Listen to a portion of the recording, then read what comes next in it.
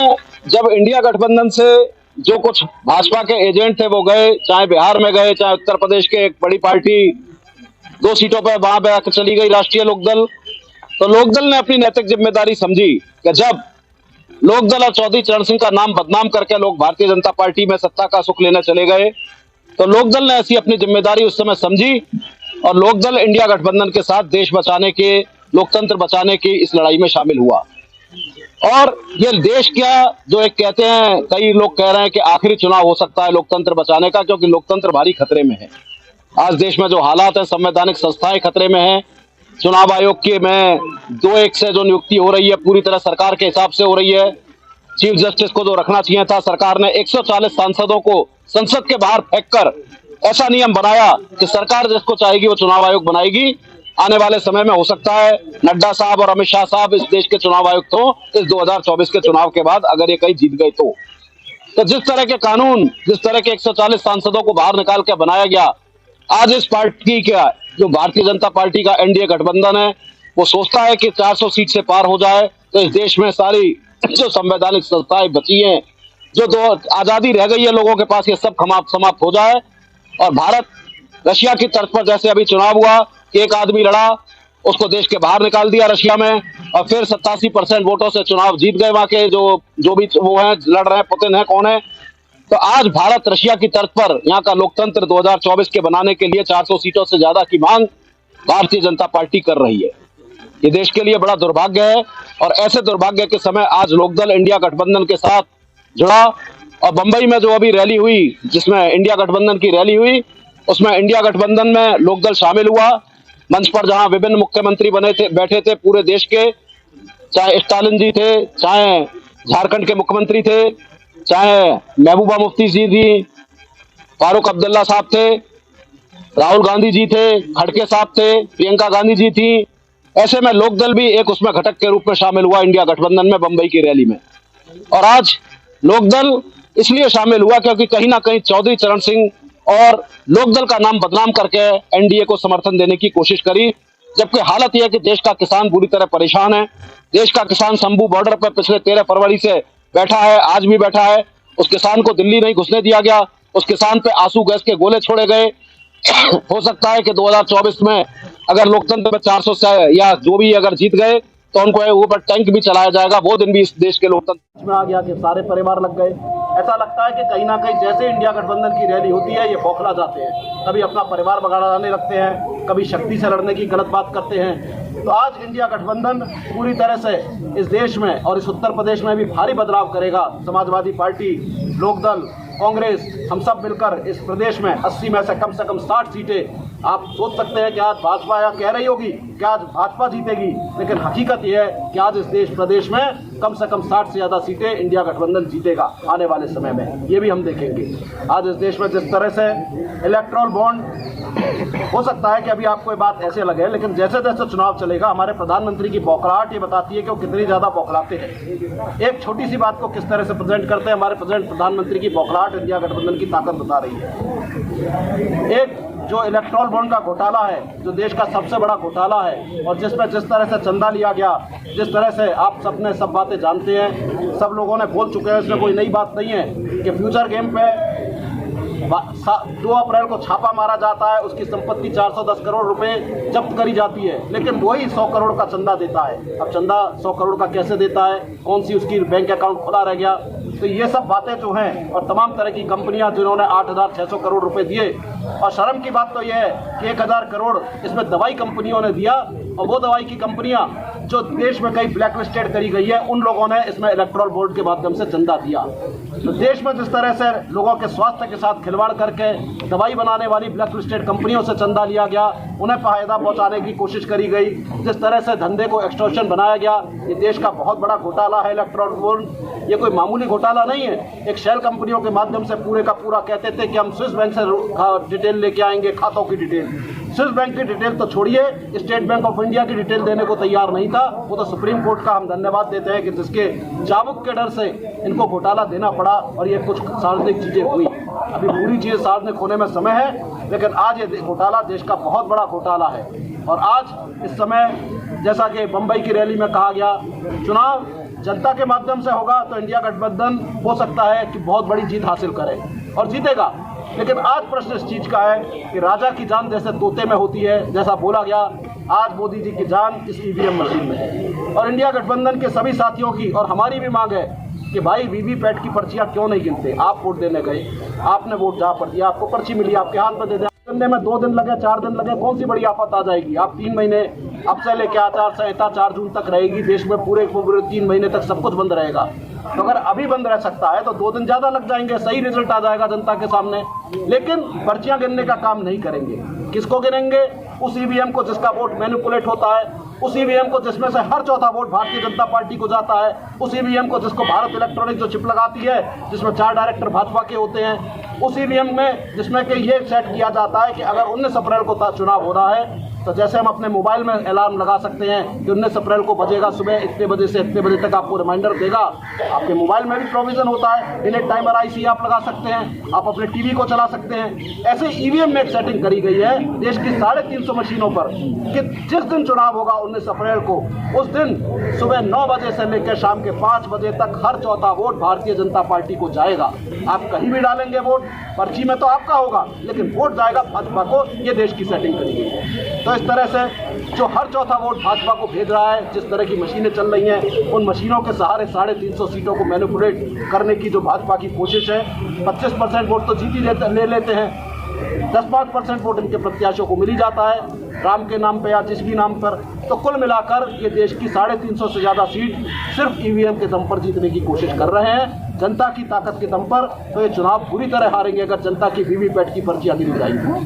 तो आज पूरा इंडिया गठबंधन और लोकदल भी ये मांग करता है कि हम देश के ईवीएम से हमें कोई शिकायत नहीं है। ईवीएम को आप रखिए, इस्तेमाल करिए, हमें कोई शिकायत नहीं है। हमें शिकायत है कि आप जो गिन रहे हैं वो मैनिपुलेट हो चुका है, उसको मत गिनिए। आप वीवीपैट की उन पर्चियों को गिनिए जो आपको ड्रॉप बॉक्स में गिरी गई हैं, वो जो वोट डालने जाए उसको दी जाए और उसको गिन के आप सही वोट की जानकारी दे दीजिए। आज हम गारंटी लेते हैं कि 350 सीट तो छोड़िए, अगर Bharatiya Janata party 100 seat EVM की पर्चियां गिनने से आ जाए तो मोदी जी देश के बड़े नेता हम मान लेंगे, अगर 100 सीट भी जीत जाए सिर्फ वीवीपैट की पर्चियां गिन के। सर ईवीएम देश में 2 मिनट चुनाव का जो मुद्दा है वो वीवीपैट की पर्चियां गिनने का है, एक निष्पक्ष चुनाव का है जिसकी हम मांग कर रहे हैं। हम ये नहीं कह रहे कि आप क्या करिए, आप, लेकिन आप सही पर्चियों को तो कम से कम गिनिए। तो आज मुद्दा इस देश में सबसे बड़ा, लोकतंत्र में सबसे बड़ा जो खतरा है वो ईवीएम से है, जो पर्चियां नहीं गिनी जा रही उससे है। तो लोकदल की मांग है, इंडिया गठबंधन के सभी दलों की मांग है कि वीवीपैट की पर्चियां गिनी जाए ताकि चुनाव आयोग को हम निष्पक्ष मान सकें। वरना जिस तरह चुनाव आयोग में नियुक्ति हो रही है, जिस तरह से अगर इस मांग को नजरअंदाज किया जाएगा तो देश के सामने है कि देश में सही निष्पक्ष चुनाव नहीं हो रहा, कि देश का चुनाव नहीं है, ये वही रशिया की तरह चुनाव हो रहा है कि जहां पे हर चुनाव मैनिपुलेट होकर और रिजल्ट कुछ और आएगा। तो आज इस देश की मांग है, इस देश की जनता की मांग है, इस देश के विपक्ष की मांग है, इस देश में जितने बड़े बड़े लोग हैं, चाहे वो स्टैलिन हो तमिलनाडु के मुख्यमंत्री, चाहे झारखंड के मुख्यमंत्री हो, चाहे आपके फारूक अब्दुल्ला जी हो, चाहे महबूबा मुफ्ती जो कहती हैं कि हमारे कश्मीर जैसा इस देश को मत बनाइए, आने वाले समय में 2024 के बाद ये देश कश्मीर जैसे हालात हो जाएंगे अगर आज आपने इस देश को नहीं संभाला। तो आज इस देश को संभालने की जरूरत है।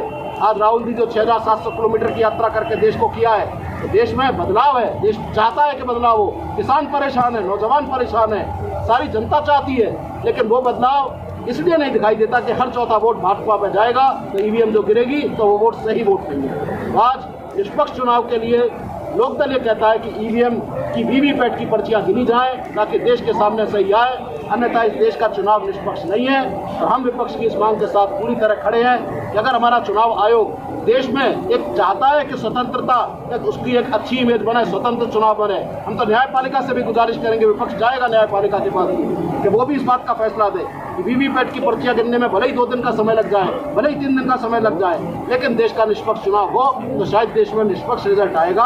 और ऐसा होगा तो देश का संविधान बचेगा, ऐसा होगा तो देश का कानून बचेगा, ऐसा होगा तो देश में किसान बचेगा, ऐसा होगा तो देश में आप जैसा मीडिया बचेगा जो लोगों की आवाज़ यूट्यूब और छोटे छोटे चैनल भी उठाना चाहते हैं, उन लोगों की आवाज़ बचेगी।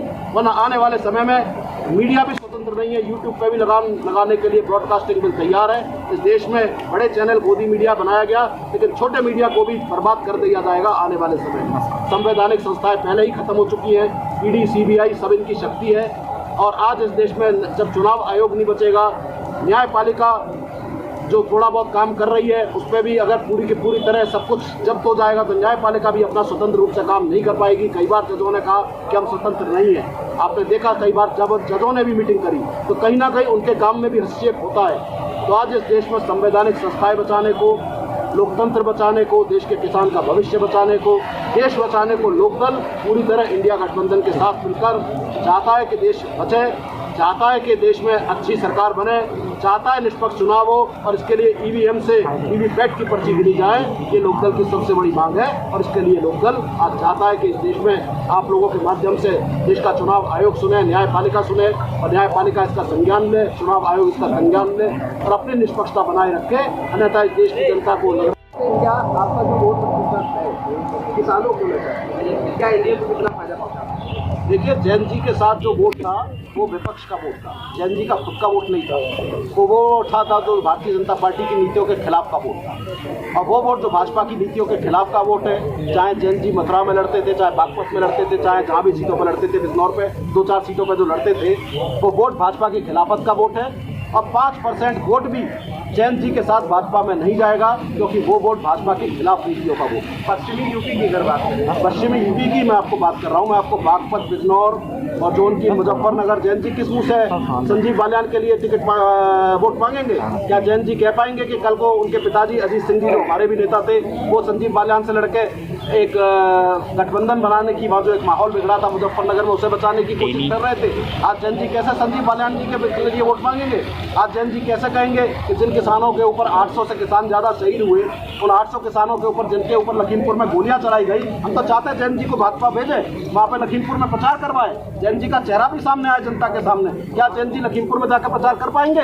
उन किसानों के जिस आदमी को जेल में होना चाहिए था, आज भाजपा उनको टिकट दे रही है। हम तो चाहते हैं जैन जी जाकर प्रचार करें अगर करना चाहें। तो किसान तभी तो कंफ्यूज रहेगा कि किधर जाएं, आप किधर जाएं या उनकी तरफ जाएं। किसान की बात होगी ना। भारत जोड़ो न्याय यात्रा कोई किसान नहीं है। मैं आपको स्पष्ट करना चाहता हूँ, मैं आपको बहुत स्पष्ट करना चाहता हूँ, भारतीय जनता पार्टी को जयंत चौधरी से कोई फायदा नहीं हो रहा।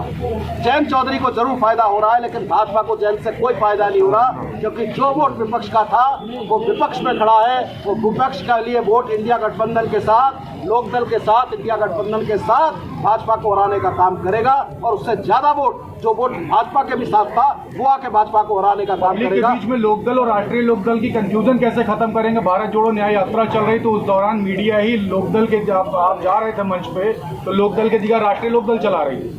देखिए, कुछ मीडिया थोड़ा सा जल्दबाजी में चला देता है तो सब में मीडिया में भी अच्छे सब लोग अभी पूरा स्टडी करके होमवर्क करके नहीं करते तो कर देते हैं। तो इसमें हम निवेदन करेंगे मीडिया से कि होमवर्क करें। लोकदल एक राष्ट्रीय दल रहा है, लोकदल वो दल रहा है जिसमें देवीलाल जी, कर्पूरी ठाकुर जी, मुलायम सिंह यादव जी और बड़े बड़े देश के नेता रहे। यहाँ तक कि कर्नाटक के मुख्यमंत्री सिद्धरमैया सबसे पहले जब एमएलए बने तो इसी लोकदल से बने। यहाँ वो दल है जो चौधरी साहब का दल है और ये दल जनता को विकल्प देगा और जनता के लिए लड़ेगा और विपक्ष की राजनीति करता है सत्ता के लिए। हम पिछले 15 साल से भी विपक्ष की राजनीति कर रहे हैं। सर, किसान और नौजवानों की बात कहिए, मोदी जी कह रहे एक कंधे पे किसान है, दूसरे कंधे पे जो नौजवान है, और आप कह रहे किसानों की बात सुन नहीं, नौजवानों की बात सुन नहीं पा रहे, कैसे देखते हैं? बिल्कुल, जब 11 महीने आंदोलन चला कॉर्पोरेट का, अडानी अंबानी सरकार का जो आंदोलन चला तो उसमें कहीं दिखाई नहीं दिया कि मोदी जी का कहाँ क्या था। तो वो जो आंदोलन चला वो जनता ने देखा है। किसान 800 से ज़्यादा शहीद हुए उस आंदोलन में देखा है। लेकिन आज आपके माध्यम से हम ये कहना चाहेंगे कि आज इस देश के लोकतंत्र बचाने का चुनाव है और इस चुनाव में हर आदमी की जिम्मेदारी बनती है और हमारी मांग कोई बहुत गलत नहीं है। हम उन वीवीपैट की, ईवीएम की पर्चियों को गिनने की बात कर रहे हैं जो गिनना चाहिए लोकतंत्र के हित में। आप लोग बताइए क्या होना चाहिए कि नहीं होना चाहिए? सर, चुनाव से पहले ईवीएम की बात उठती है मगर चुनाव आते पर्चियां गिनने की बात आते तक के जो है ईवीएम से चुनाव करिए, कोई दिक्कत नहीं, सिर्फ उन पर्चियों को गिनिए। इसमें क्या गलत बात है? इसमें कहीं तो गलत है? अगर निष्पक्ष चुनाव के लिए इसको गिना जाए, सारे विपक्ष की मांग है। तमिलनाडु के स्टालिन उठा रहे हैं, कश्मीर के फारूक अब्दुल्ला साहब उठा रहे हैं, पूरे झारखंड के उठा रहे हैं, उत्तर प्रदेश के उठा रहे हैं, पूरे देश के नेता उठा रहे हैं। तो इसको गिनने में कोई परेशानी है? कोई इसमें क्या परेशानी की बात है? देश की जनता चाह रही है तो इसको उठाने में कोई परेशानी है? इसको गिनने में 2 दिन ज्यादा लग जाए, कौन सा लोकतंत्र खतरे में आ जाएगा?